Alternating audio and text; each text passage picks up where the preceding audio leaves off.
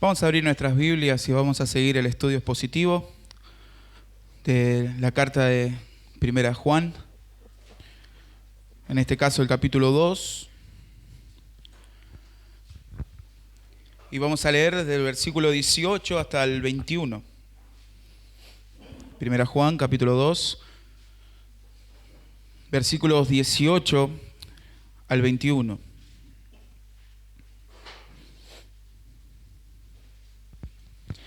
Dice así la palabra del Señor. Hijitos, ya es el último tiempo, y según vosotros oísteis que el anticristo viene. Así, ahora, han surgido muchos anticristos. Por esto conocemos que es el último tiempo. Salieron de nosotros, pero no eran de nosotros, porque si hubiesen sido de nosotros, habrían permanecido con nosotros. Pero salieron para que se manifestase que no todos son de nosotros. Pero vosotros tenéis la unción del Santo y conocéis todas las cosas. No os he escrito como si ignoraseis la verdad, sino porque la conocéis, y porque ninguna mentira procede de la verdad. Hasta aquí el pasaje que vamos a estudiar hoy. No sé si ustedes recuerdan una de las parábolas que dio el Señor, que lo van a encontrar en el Evangelio como la parábola del trigo y la cizaña. Si ustedes recuerdan esa parábola, se van a dar cuenta de que había un sembrador que había sembrado trigo y el enemigo había sembrado cizaña. La cuestión es que ellos se dieron cuenta que habían sembrado cizaña, y lo que algunos saben, al principio, tanto el trigo como la cizaña crecen y son muy parecidos. Al tiempo, casi en el tiempo de la siega, es donde se hace la diferencia entre el trigo, que cuando ya está maduro se encorva, y la cizaña, que mantiene su postura.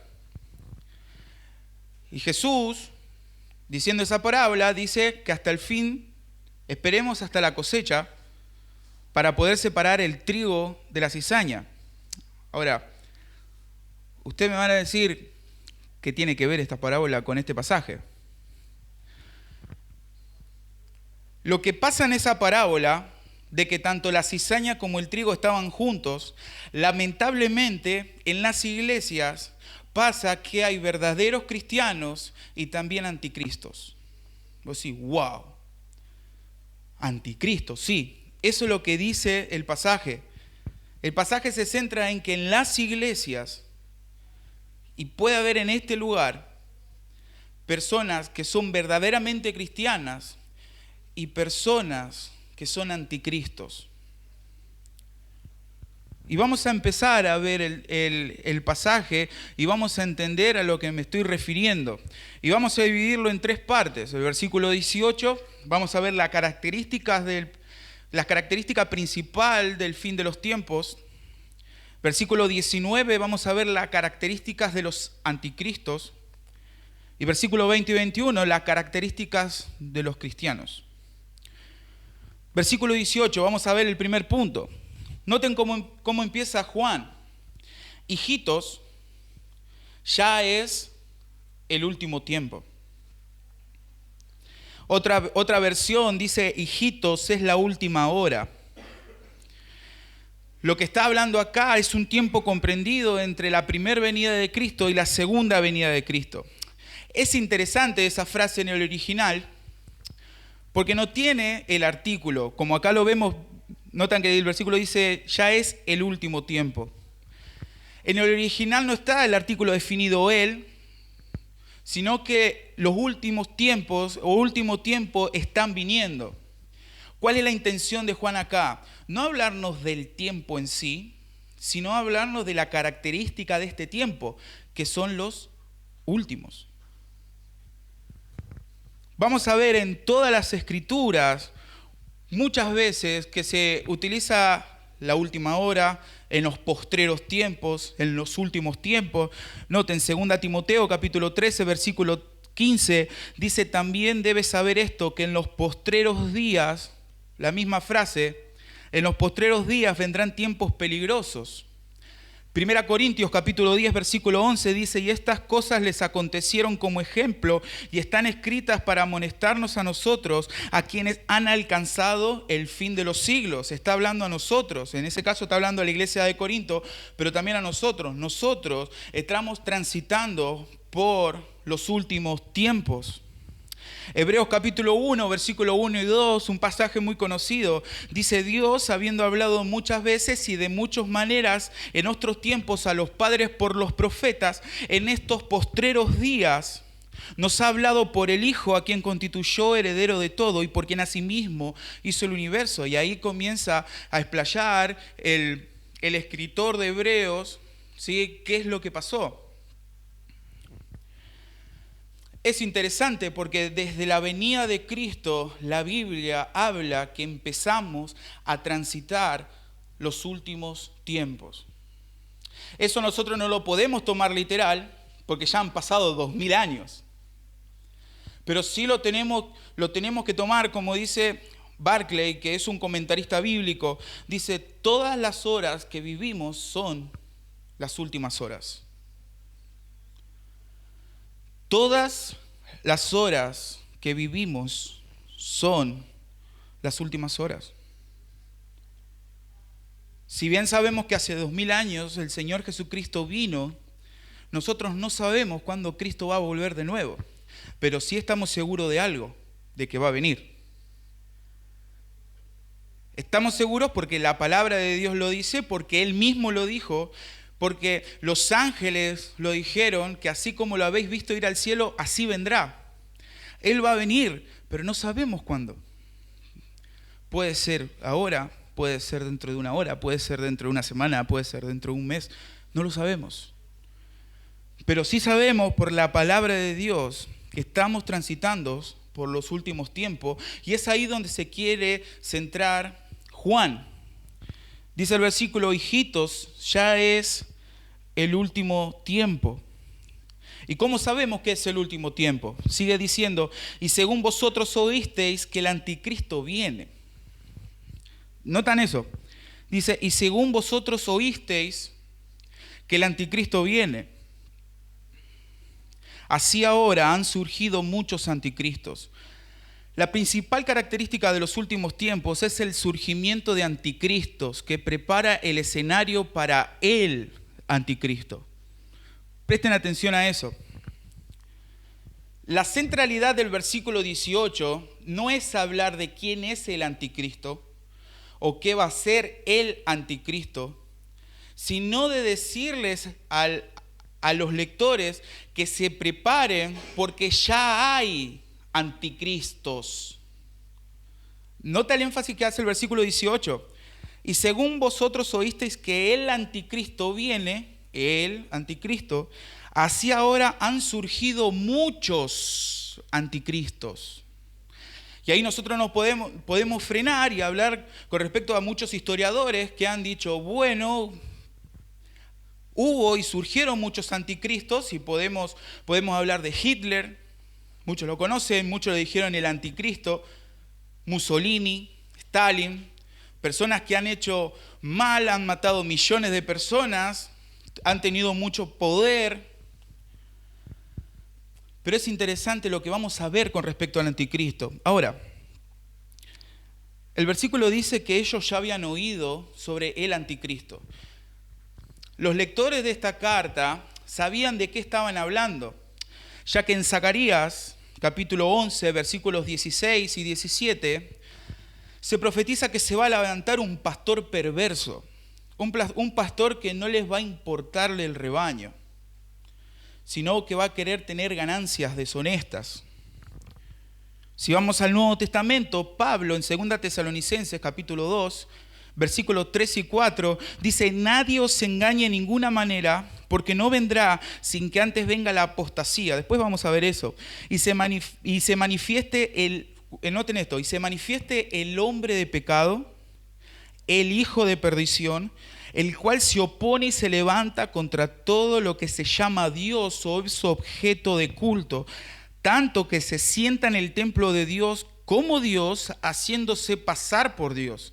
El versículo 7 dice: porque ya está en acción ¿Notan eso? Están esperando el anticristo, pero ya está en acción el misterio de la iniquidad. Solo que hay quien al presente lo detiene hasta que él a su vez se ha quitado de en medio y entonces se manifestará aquel inicuo, el anticristo, a quien el Señor matará con el espíritu de su boca y destruirá con el resplandor de su venida, inicuo cuyo advenimiento o cuyo empoderamiento o cuyo poder es por obra de Satanás, con gran poder y señales y prodigios mentirosos.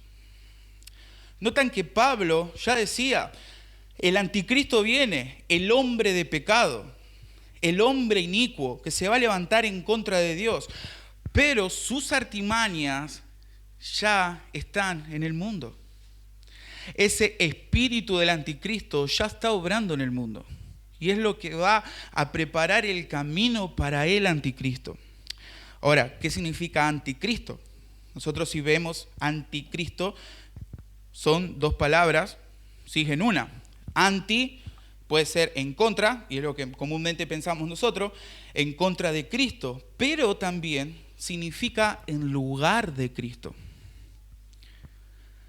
Y ahí es interesante, porque si nosotros decimos en contra de Cristo, estamos hablando de una persona que tiene una animadversión o un odio directo a Cristo, pero cuando decimos en lugar de Cristo, puede ser una persona que sutilmente entre a través de enseñanzas y empiece a llevarse cautivo a personas y desde abajo, entremetido dentro de la iglesia,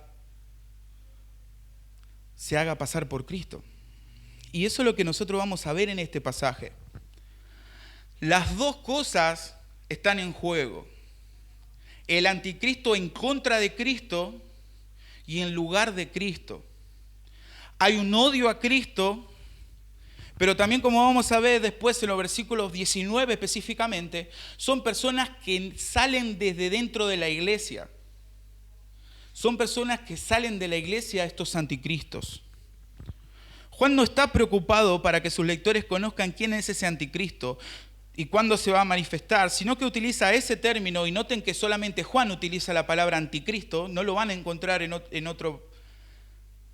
otro pasaje, solamente Juan lo utiliza. Utiliza eso para advertir a los lectores de la aparición de muchos anticristos. Por lo que vemos en este pasaje y en el contexto inmediato es que el espíritu del anticristo ya está en marcha. Satanás mostró toda su odio, sus maquinaciones para que Cristo no llegue a morir en la cruz. Y Cristo en la cruz lo venció. Pero mientras tanto, Satanás es el que obra en el mundo para poder engañar. Dice un pasaje, si aún fuere a los escogidos. Él quiere que muchas personas estén en contra de Cristo. Y si es posible, va a tratar de engañar a las personas que son verdaderamente salvas. Jesús en Mateo 24:24 dice, porque se levantarán falsos cristos y falsos profetas y harán grandes señales y prodigios, de tal manera que engañarán, si fuese posible, a uno de los escogidos.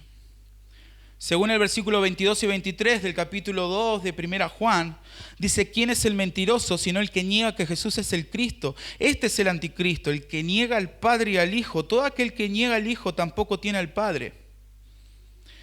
El principio del anticristo ya está en funcionamiento y es negar a Cristo, estar en contra de Cristo. Ese es el espíritu del anticristo. Así que nosotros vemos aquí que ya estamos transitando en los últimos tiempos y que si bien estamos esperando a el anticristo, a esa persona que se va a levantar, el espíritu ya está obrando en el mundo y lamentablemente dentro de las iglesias. Esto me lleva a mi segundo punto, versículo 19. ¿De dónde vienen estos muchos anticristos? Mi segundo punto va a ser la característica de los anticristos. Noten en el versículo 19 que hay una palabra que se repite muchas veces. Versículo 19, salieron de nosotros, pero no eran de nosotros. Porque si hubiesen sido de nosotros, habrían permanecido con nosotros, pero salieron para que se manifestase que no todos son de nosotros. Terrible versículo.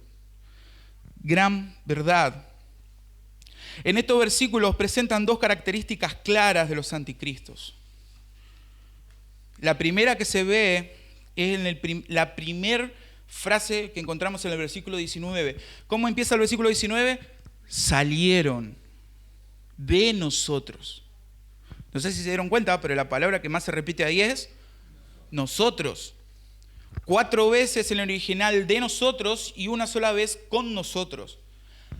La idea de Juan es hacerle ver a la iglesia, a los lectores, que el espíritu del anticristo está en la iglesia y que ellos tienen que guardar la verdad. Por eso utiliza eso, salieron de nosotros.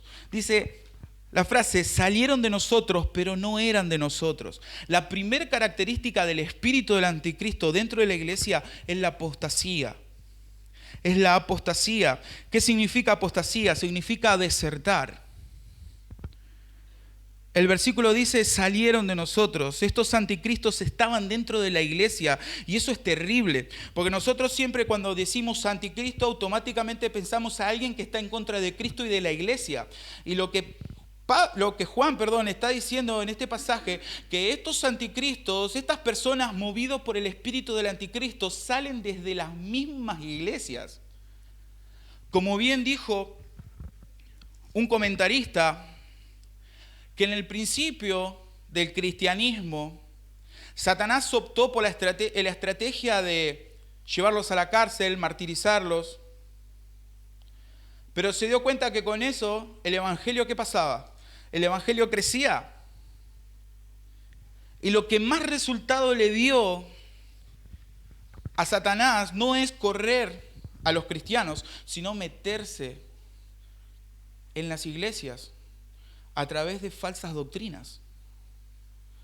Doctrinas que van carcomiendo la palabra de Dios y lo van dejando de lado. El contexto inmediato anterior, podemos decir que había personas que estaban dentro de la iglesia y que se fueron tras los afanes de este mundo. Cuando estamos hablando de apóstatas, estamos hablando de personas que han confesado creer en Cristo, han confesado tener una vida de piedad, pero en cierto momento sale a la luz su corazón y se fueron tras las vanidades de este mundo.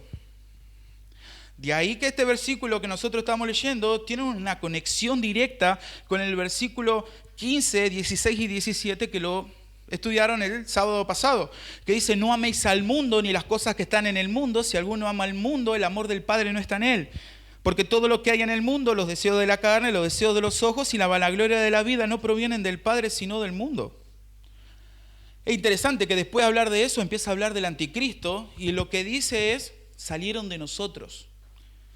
Salieron desde dentro de la iglesia.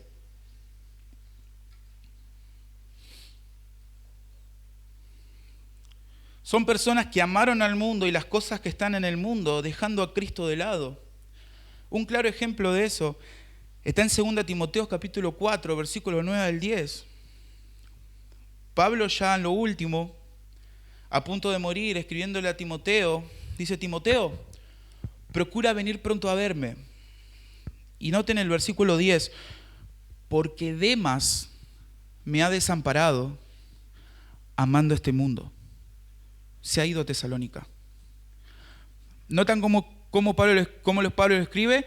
Demas era una persona, discípulo de Pablo, que había estado con Pablo, había sufrido con Pablo, y le dice a Timoteo, Timoteo, procura venir pronto a verme antes de que yo muera, porque Demas me ha desamparado amando a este mundo. Pero era discípulo de Pablo, pero su corazón estaba en el mundo. Con respecto a la apostasía, son muy fuertes las declaraciones que tiene la palabra de Dios.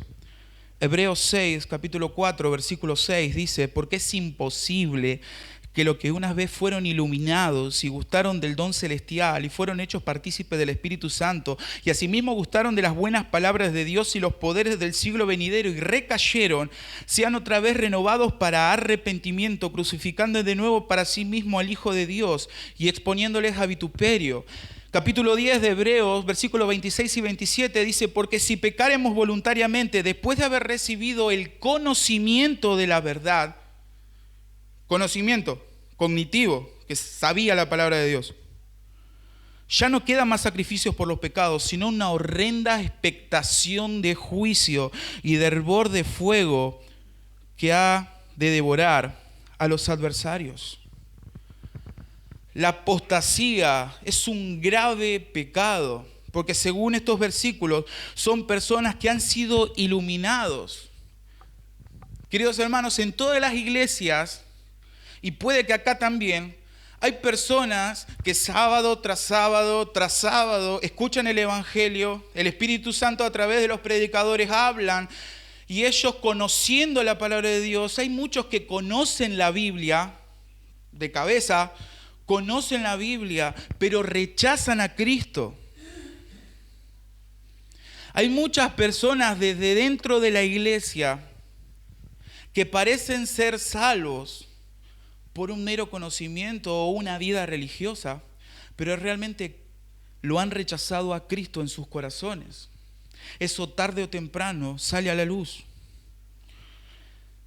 Ahora, ¿por qué Pablo dice esto con respecto a los anticristos? Porque en ese tiempo había una doctrina herética que se llama gnosticismo.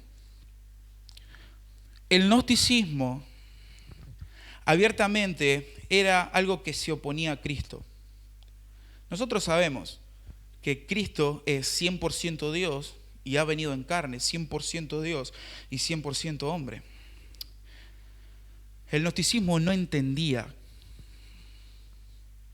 cómo puede ser que un Dios 100% santo, 100% puro, pueda venir en carne, que según ellos la carne era mala y el espíritu era bueno.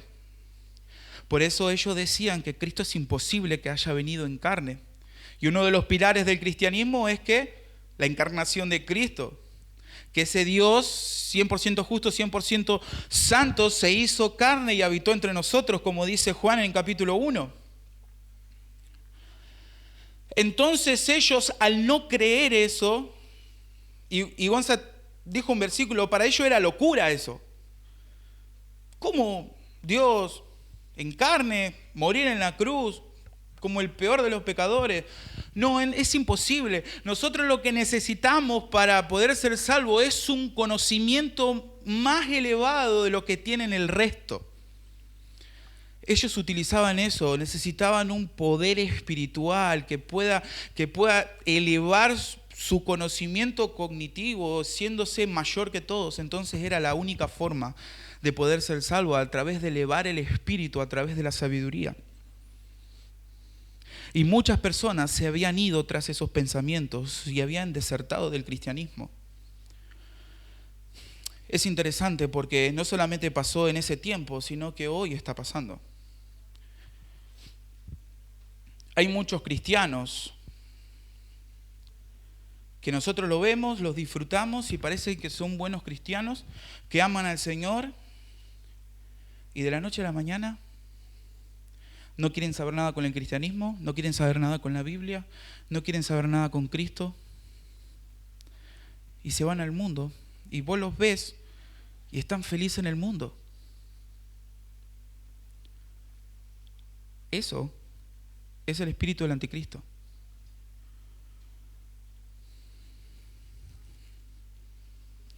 Si bien muchas veces pensamos que la idea de Juan es solamente para los falsos maestros, ¿sí? Porque muchos comentaristas solamente lo toman para los falsos maestros, que si bien es verdad, hay muchas personas que predican, y ya pasó hace poco con Joshua Harris, que tenía renombre entre los cristianos ortodoxos, y parecía que su doctrina era buena. A la larga se dio a luz lo que verdaderamente él era. Y él tomó el cristianismo como una carga pesada que él no la puede llevar. y que él no quiere ser más cristiano, dando a entender que lo que piensan los homosexuales está bien, sin importar lo que la palabra de Dios diga. Eso es el espíritu del anticristo, porque ¿qué efecto tiene en la iglesia? Cuando un pastor, un predicador, deserta, apostata de la fe, automáticamente las personas dicen, ¿y quién tiene la verdad? Cuando pasan esas cosas, los cimientos de la iglesia, y más de todo en los cristianos débiles, los hace temblar. Pero si esta persona era cristiana, esta persona amaba al Señor, esta persona estaba en este ministerio, esta persona era ferviente, visitaba a las personas, pero ahora está en el mundo, ¿qué pasó?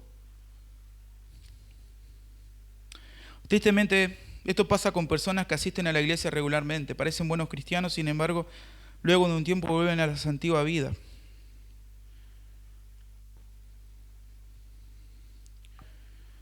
La idea de Satanás con todo esto es hacer tambalear la fe de muchos hermanos en Cristo. Y una de las cosas es poner en duda el poder efectivo y salvador de Cristo. Entonces, ¿cómo puede ser? Es interesante y hasta peligroso. Hay personas inconversas que pueden predicar, te pueden explicar la Biblia. Una historia que yo siempre cuento es la de John Wesley, una persona que fue grandemente utilizada por Dios, pero antes de ser convertido, de que Dios haya transformado sus corazones, John Wesley predicaba, siendo inconverso. Pero él había algo dentro que no tenía y que las otras personas sí lo tenían. Hasta que una vez dijo, ¿qué tienen ustedes que yo no tengo? Y le predicaron el evangelio a una persona que ya estaba predicando. Y ahí se dio cuenta que lo que él necesitaba era una regeneración del corazón. Entonces el espíritu del anticristo no es solamente para los falsos maestros o las personas que ya contienen una doctrina herética, sino para las personas en sí. Personas que Satanás utiliza, que parecen buenas, parecen de piedad, pero tarde o temprano se van al mundo. Y con ellos llevan a un montón de personas. Noten que el versículo dice, salieron de nosotros, pero no eran de nosotros. Estos apóstatas anticristos no pertenecían a la iglesia espiritual de Cristo. En otras palabras, no eran salvos. Nunca lo fueron.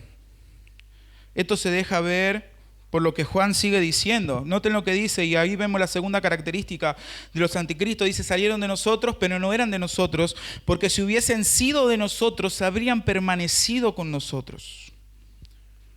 Sin dudas, la evidencia más clara que hace la gran diferencia entre un verdadero hijo de Dios y un anticristo es la perseverancia en el Señor. Juan, capítulo 15, versículos 1 al 6, Jesús utiliza una parábola de la vid verdadera. Y ahí Jesús nos explica de una forma hermosa que los gajos de una vid no pueden llevar frutos si no están conectadas a la savia que suministra la vid misma. Ninguna rama de mandarina puede dar mandarina si no está unida al tronco, que es lo que da la savia, la fuerza y el crecimiento para que la mandarina crezca. De la misma forma, aquellas personas que perseveran en santidad, en piedad, en una vida agradable a Dios, es la evidencia de que permanecen conectadas a aquel que le da el poder de perseverar. Es por esto que yo al principio en la introducción hablé sobre la parábola del trigo y la cizaña. El tiempo demostró qué era el trigo y qué era cizaña. El tiempo lo demostró.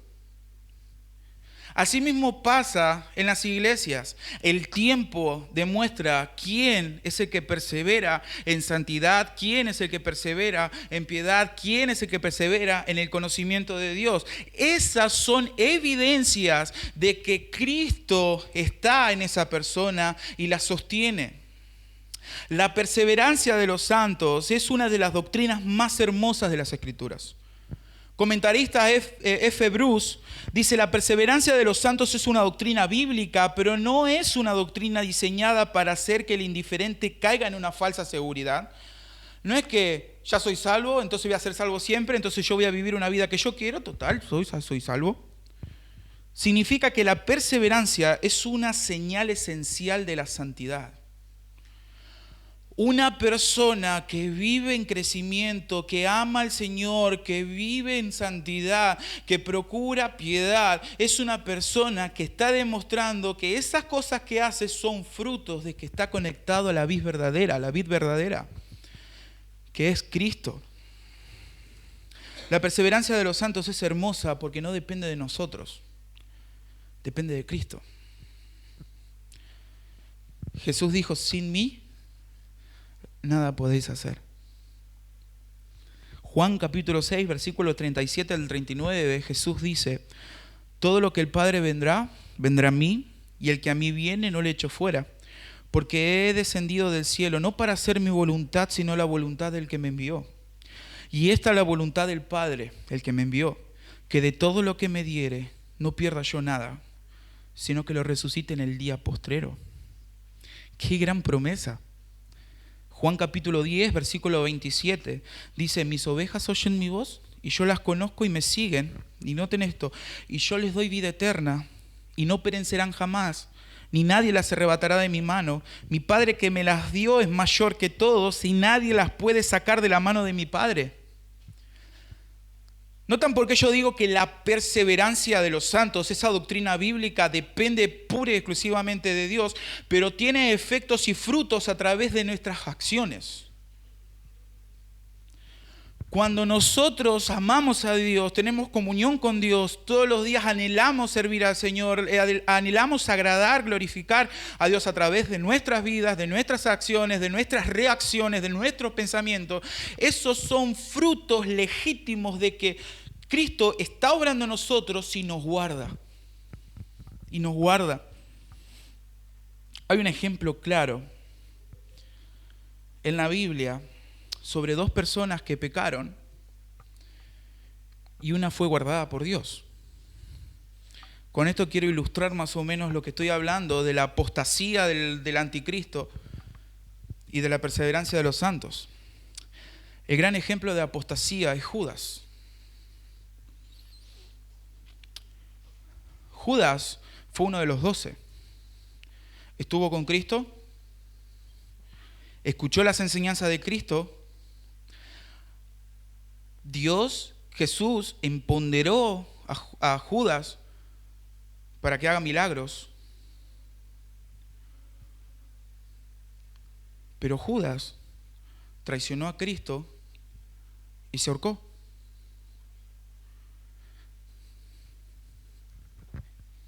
Esa es una clara apostasía. Él era uno de los discípulos de Cristo. Por eso yo al principio dije que en la iglesia hay personas. Hay dos tipos de personas: cristianas y no cristianas. Personas que aman a Cristo y personas que están en contra de Cristo.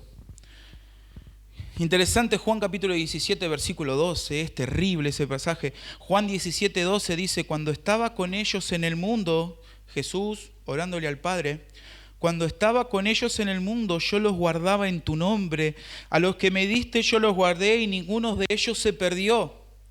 Perseverancia. ¿Quién se perdió? Sino el hijo de perdición, para que las escrituras se cumpliesen. El claro ejemplo de la perseverancia de los santos es Pedro. El pecado de Pedro fue tan grave como el pecado de Judas, ¿sí o no? Lo negó 3 veces. Él diciendo que yo voy a dar mi vida por ti, y todo haciéndose el grande, el valiente. Jesús le dice: Pedro, esta noche me negarás 3 veces. No, pero yo voy a dar mi vida por ti, ese yo. Vamos a Lucas capítulo 22. Acompáñenme.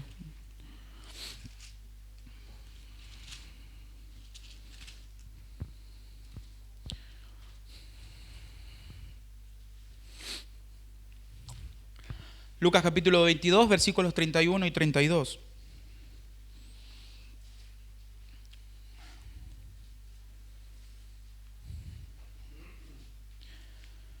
Lucas 22, versículo 31 dijo también el Señor: Simón, Simón, he aquí Satanás os ha pedido para zarandearos como a trigo. Noten el versículo 32. Pero yo he rogado por ti para que tu fe no falte. Y una vez vuelto, confirma a tus hermanos. ¿Cuál fue la diferencia entre Pedro y Judas? Yo he rogado por ti para que tu fe no falte. Y notan lo que después dice Jesús. Y una vez vuelto, Jesús ya sabía que él iba a volver. Una vez vuelto, confirma a tus hermanos. La perseverancia de los santos es una doctrina hermosa, donde Dios hace la promesa de guardarnos a sus escogidos, a los que Él salvó con su sangre, los guarda hasta los postreros días, hasta la glorificación. Pero esa doctrina no es una puerta a pecados liberales, a pecar, sino es una doctrina que nos humilla y nos hace servir al Señor de manera humilde. Pues de saber, como cantamos, que nosotros somos pecadores, salvados por la gracia de Dios, que nos dio dones y regalos espirituales en Cristo y que además nos guarda hasta que Cristo venga y nosotros seamos glorificados. La perseverancia en la iglesia va a demostrar a la larga quién es el verdadero cristiano y quién no. ¿Quién es el verdadero cristiano y quién es una persona religiosa? ¿Por qué digo eso? Noten cómo termina el versículo 19. Dice, porque si hubiesen sido de nosotros, habrían permanecido con nosotros, pero salieron para que se manifestase que no todos son de nosotros. No todos son de nosotros. En este caso, todos los anticristos no son de la iglesia, no son cristianos, no son salvos.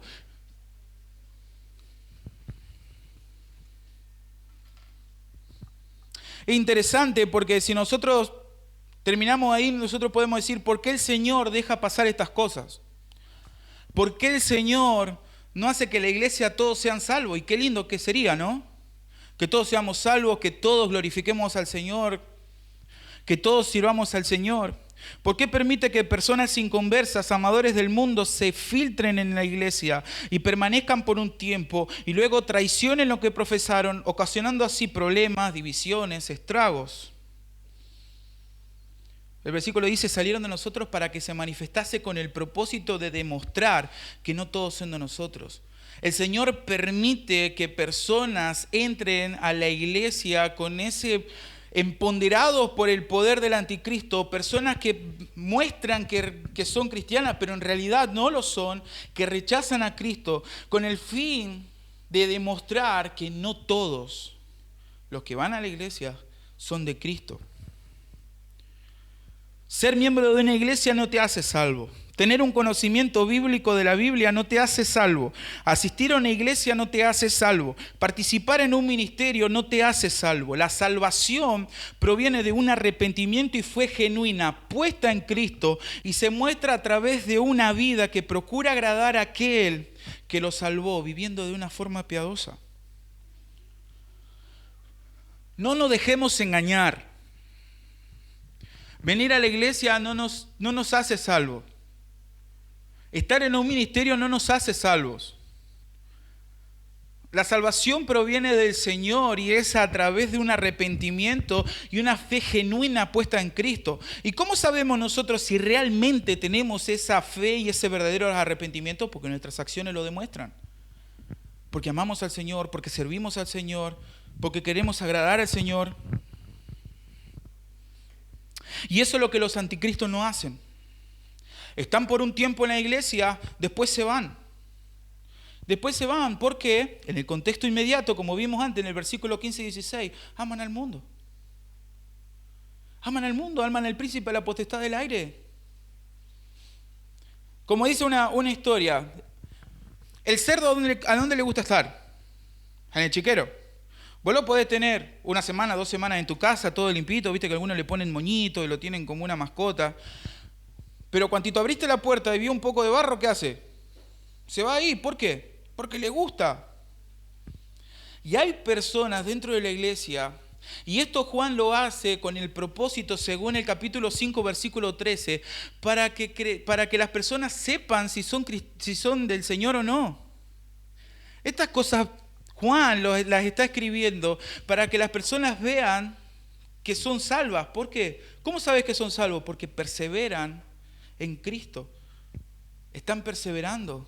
El espíritu del anticristo en las personas hace totalmente lo contrario. Personas que vienen por un tiempo a la iglesia parece que ya han sido salvas, pero realmente no lo son, porque aman el mundo, les gusta el mundo, y cuantito tienen una posibilidad, se van y no aparecen más. Y dice Juan que esto el Señor lo deja pasar para demostrar que no todos son de nosotros. Y eso tiene que anidar en nuestros corazones y decir, ¿realmente soy un cristiano? ¿Estoy demostrando con mi vida que soy un cristiano? ¿Estoy demostrando con mi vida que realmente amo a Cristo? ¿O estoy en contra de Cristo amando al mundo? El Señor Jesús mismo dijo, o me amáis a mí o amáis a las riquezas, o me amáis a mí o amáis al mundo. El que se hace amigo del mundo automáticamente se constituye enemigo de Dios.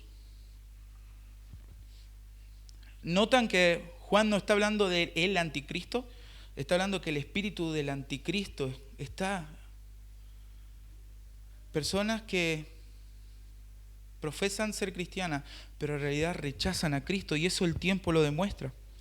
Pero ahora Juan va a hacer un contraste que nos lleva a nuestro tercer punto, que es la característica del verdadero cristiano. Versículo 20 y 21 de Juan, 1 Juan capítulo 2, dice, pero, notan ese contraste, pero vosotros tenéis la unción del Santo y conocéis todas las cosas. No os he escrito como si ignoraseis la verdad, sino porque la conocéis y porque ninguna mentira procede de la verdad. Las características del espíritu del anticristo morando en las personas es apostasía, y muestra que no perseveran en santidad y en el amor al Señor. Las características del verdadero cristiano, ya vimos una, que es que persevera en el Señor, ¿sí? Porque ya el versículo 19 lo dice de forma positiva con una connotación negativa, diciendo el anticristo o las personas que realmente no son verdaderos cristianos o son personas religiosas, lo que hacen es que van a estar un tiempo, pero no perseveran en el Señor, sino que se van. Pero en el versículo 20 y 21 va a demostrar dos características del cristiano.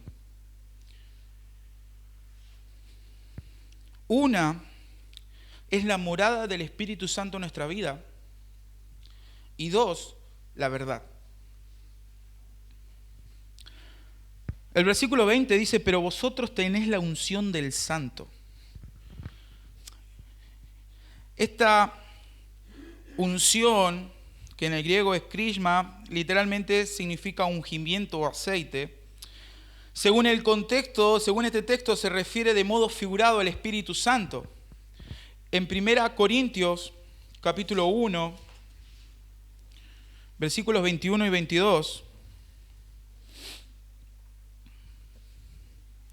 2 Corintios, perdón.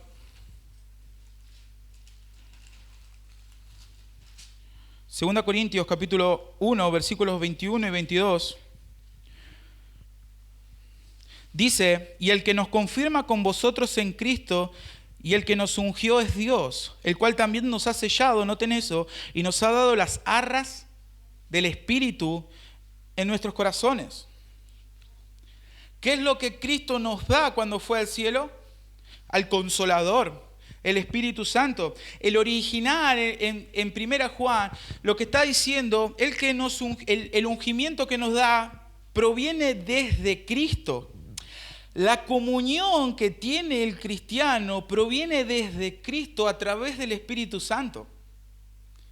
Si nosotros podemos tener comunión con Dios, no es porque nosotros De un día para otro decidimos, ahora tengo ganas de volver al Señor, sino que el Señor es el que nos está atrayendo hacia Él a través del poder del Espíritu Santo.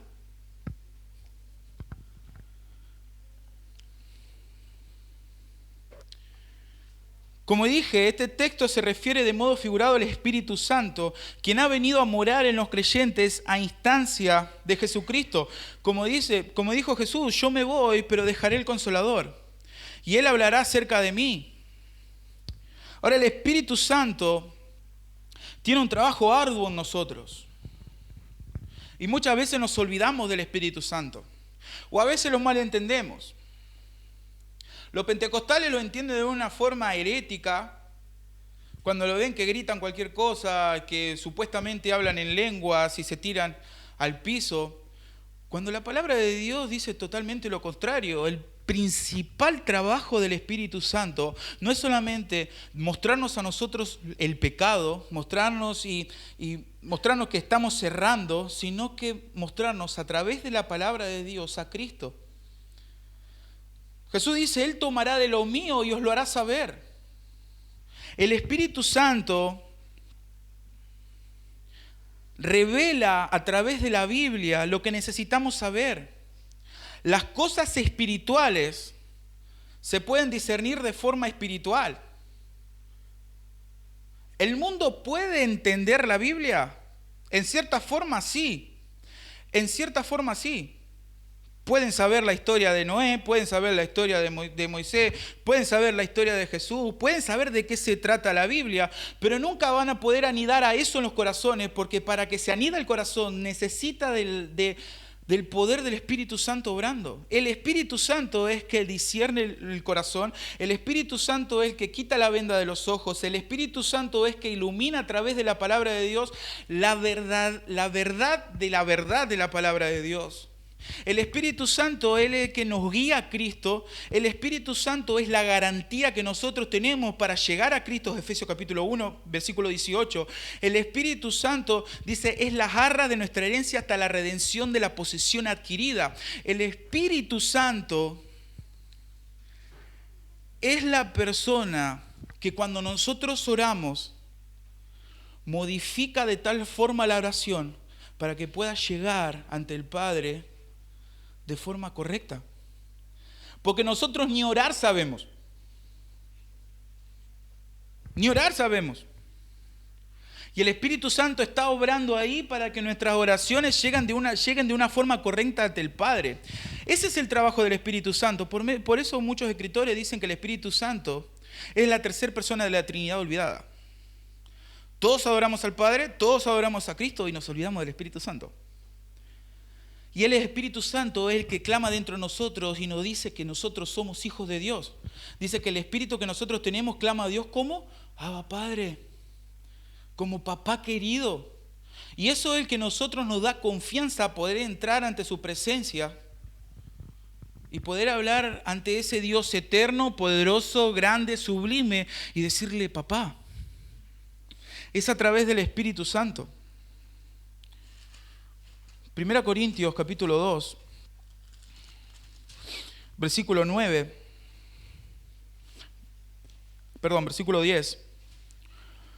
1 Corintios capítulo 2, versículo 10, pero dice, pero Dios nos las reveló a nosotros por el Espíritu, porque el Espíritu todo lo escudriña, aún lo profundo de Dios. Porque ¿quién de los hombres sabe las cosas del hombre, sino el Espíritu del hombre que está en él? Así tampoco nadie conoció las cosas de Dios, sino el Espíritu de Dios. Y nosotros, dice el versículo 12, no hemos recibido el Espíritu del mundo, sino el Espíritu que proviene de Dios. ¿Con qué propósito? Para que sepamos lo que Dios nos ha concedido. Versículo 14, pero el hombre natural no percibe las cosas que son del Espíritu de Dios, porque para él son locura.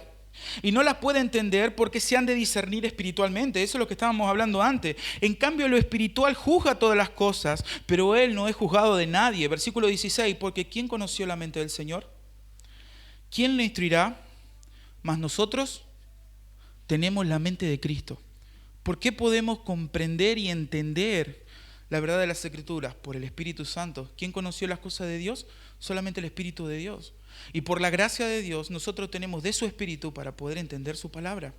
Es por eso que nosotros podemos tener y entrar y tener una comunión limpia, pura, y podemos entrar y orar al Señor y estudiar su palabra y saber que el Espíritu Santo nos va a ayudar a poder comprender. El griego que se utiliza en 1 Juan, versículo 21, dice: no os he escrito como si ignoraseis la verdad, sino porque la conocéis. El griego es oida, que no está hablando de un conocimiento adquirido, sino un conocimiento innato. Un conocimiento que ellos ya lo tenían dentro de sí. ¿A qué se está refiriendo? Y esa es la segunda característica del cristiano. El primero es el Espíritu Santo, el segundo es la verdad. El Espíritu Santo es el que nos ayuda a nosotros a discernir entre la verdad y el error, entre lo que es bueno y lo que es malo. No precisamente todas las falsas enseñanzas son todas mentiras, porque a veces tienen destellos de verdad, pero está la mentira adentro. Y una media verdad es una mentira completa. Lo podemos ver en Génesis capítulo 3. Satanás diciéndole a Eva: no morirán. Mentira. Pero sabe Dios que el día que comieren serán abiertos vuestros ojos, ¿verdad?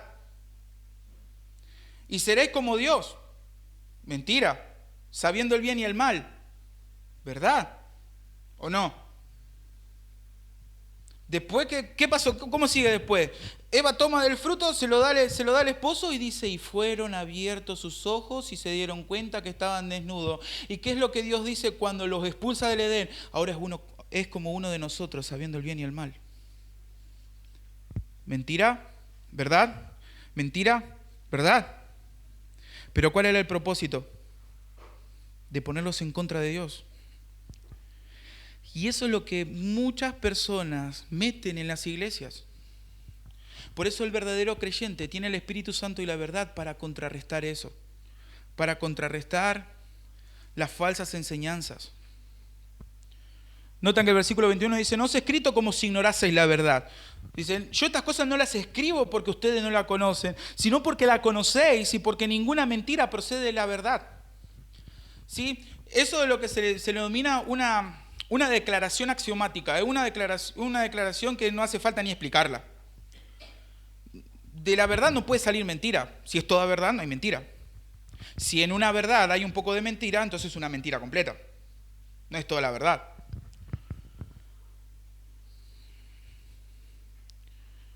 Dice: no os escribo porque no conocéis la verdad. Los lectores están totalmente familiarizados con la verdad de Jesucristo, de modo tal que Juan no necesita comunicarles el Evangelio.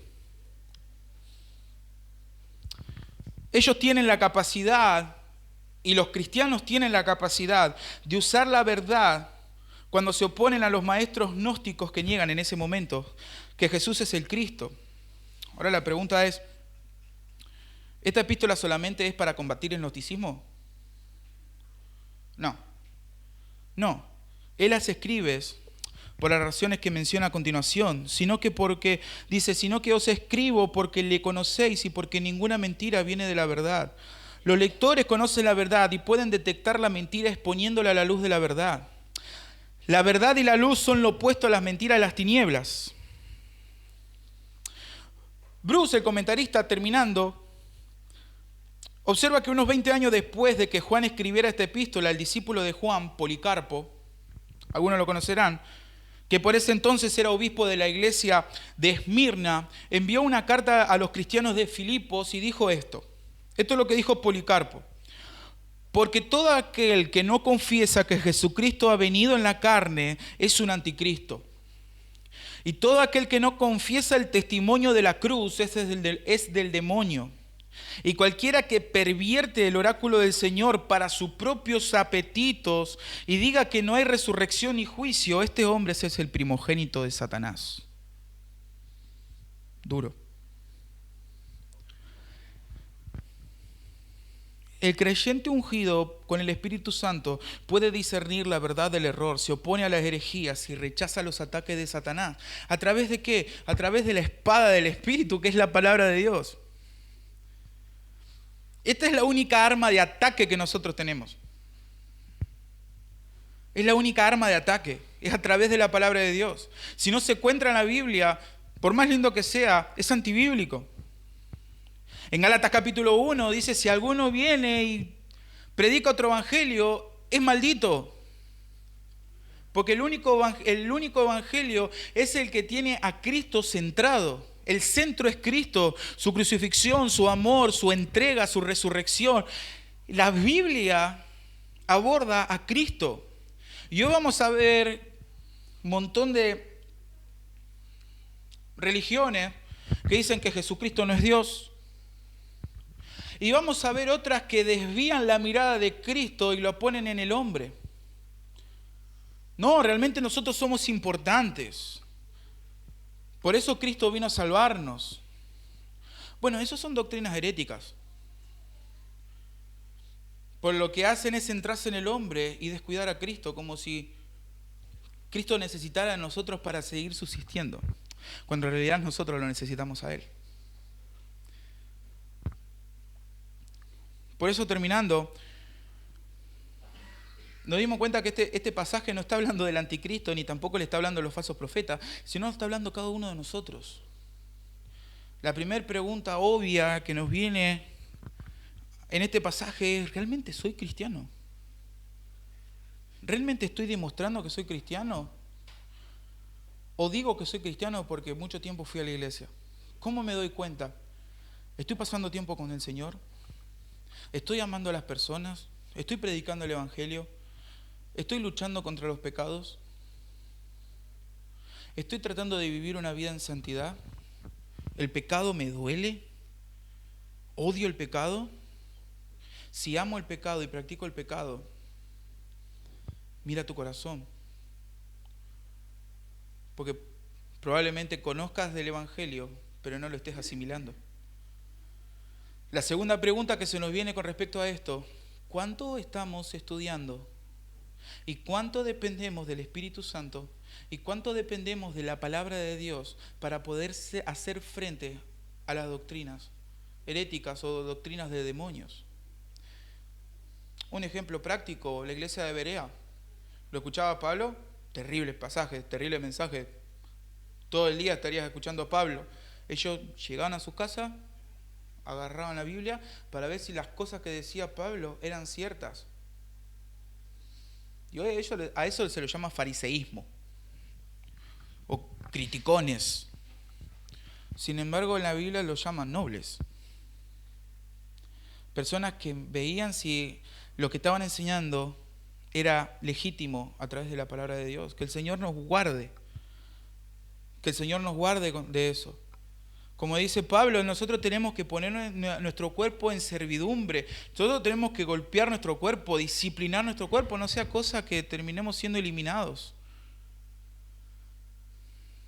Tenemos que examinar nuestro corazón para ver si realmente somos cristianos o estamos viviendo un falso cristianismo. Y lo que yo estoy diciendo, lo viví yo de forma personal. Yo 16 años fui a la iglesia pensando que era cristiano, sin embargo nunca lo había sido. Fue una religión pura heredada de mis padres. Y yo me fui al mundo con todos sus problemas y todo, y el Señor en su gracia me trajo. En su gracia. Porque Él tranquilamente hubiera dicho, no, ya escuchaste demasiado del evangelio, lo rechazaste, quédate en el mundo. Sin embargo, en su gracia me trajo. Pero nosotros tenemos que ver diariamente si estamos leyendo la palabra de Dios, si estamos orando, si estamos demostrando a Cristo. ¿Cómo lo vamos a demostrar a Cristo? En la perseverancia. ¿Cómo vamos a demostrar que somos cristianos? En la perseverancia. Y si hay aquí personas que hoy se dan cuenta que no tienen un cristianismo genuino, dice la palabra de Dios que la salvación es hoy. No sabemos si después va a venir el Señor, no sabemos si después vamos a estar vivos. Nuestras horas están contadas. No sabemos si de acá a un minuto no partimos a la eternidad. Y si todavía no tenés a Cristo en tu corazón, si todavía no te has arrepentido, te hago una pregunta. Si te morís y te vas al infierno, ¿qué vas a hacer con todas las veces que el Señor a través de su Espíritu habló por medio de su palabra? ¿Qué vas a hacer?